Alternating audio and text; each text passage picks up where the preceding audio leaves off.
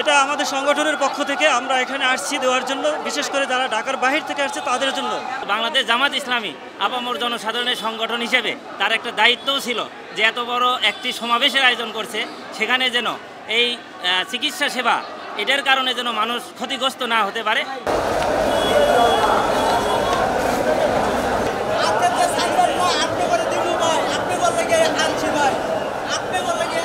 ওয়ালটন এখন দেশের সীমানা পেরিয়ে পৌঁছে গিয়েছে 50টিরও বেশি দেশে। ওয়ালটন, ঘরে ঘরে বিশ্বজুড়ে। বাংলাদেশের ডক্টরদের একটি গুরুত্বপূর্ণ একটি সংগঠন, ডক্টরদের দাবি আদায় নিয়ে কাজ করে। সেক্ষেত্রে আমরা যেহেতু বাংলাদেশ জামাত ইসলামীর একটা বড় সংগঠন ন্যাশনাল ডক্টরস ফোরাম আছে, আমরা এই সাধারণ মানুষের এখানে যেহেতু লক্ষ লক্ষ মানুষের সমাবেশ ঘটেছে, এখানে যে কোনো সময় হিট স্ট্রোক থেকে শুরু করে যে কোনো ধরনের সমস্যা হতে পারে। তো বাংলাদেশ জামাত ইসলামী আপামর জনসাধারণের সংগঠন হিসেবে তার একটা দায়িত্বও ছিল যে এত বড় একটি সমাবেশের আয়োজন করছে, সেখানে যেন এই চিকিৎসা সেবা এটার কারণে যেন মানুষ ক্ষতিগ্রস্ত না হতে পারে। সেই জন্যই মূলত সারা ঢাকা শহরে চারপাশে 15টি বুথের আয়োজন করেছে, যেখানে সকল মানুষ এখান থেকে চিকিৎসা সেবা নিতে পারে।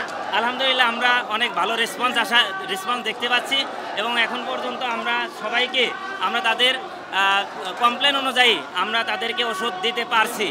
এই হিসাবে আমরা আশা করছি যে আলহামদুলিল্লাহ যে আমাদের এটা একটা বড় সফলতা আর কি। তাৎক্ষণিকভাবে আমরা দেখছি বিশেষ করে আসলে স্যালাইন তো এটা লাগছেই, আর এখানে আমরা ব্যথা, তারপরে আমরা এখানে আপনার বমি বমি ভাব এই জিনিসগুলো বেশি লাগতেছে।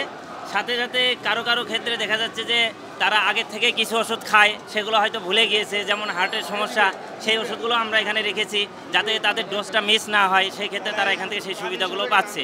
আবার কারো কারো ক্ষেত্রে ডায়রিয়া হচ্ছে হঠাৎ করে, সেক্ষেত্রে সেই সেবাগুলো আমরা দিচ্ছি। আমাদের মোটামুটি প্রস্তুতি আছে, গ্যাসের ওষুধগুলো সেটাও আছে।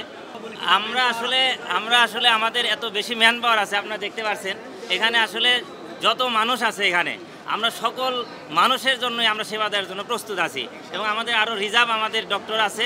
আর আপনারা জানেন যে আসলে এখানে অ্যাম্বুলেন্স সুবিধাও আছে এবং সেক্ষেত্রে কেউ যদি হঠাৎ করে হিট স্ট্রোক থেকে শুরু করে যে কোনো ধরনের সমস্যা যাদের হসপিটালাইজ করার প্রয়োজন আছে তাদের জন্য আমাদের অ্যাম্বুলেন্স সেবাও আছে। এবং অলরেডি আপনারা জেনে থাকবেন যে ঢাকা মেডিকেলে আমাদের কয়েকজন ভর্তি হয়েছে, যাদেরকে অ্যাকিউট কন্ডিশনের কারণে আমরা তাদেরকে ঢাকা মেডিকেলে রেফার করেছি। সেখানেও অলরেডি আমাদের ম্যান পাওয়ার আছে, তারা সেখানে চিকিৎসা সেবা দিচ্ছে।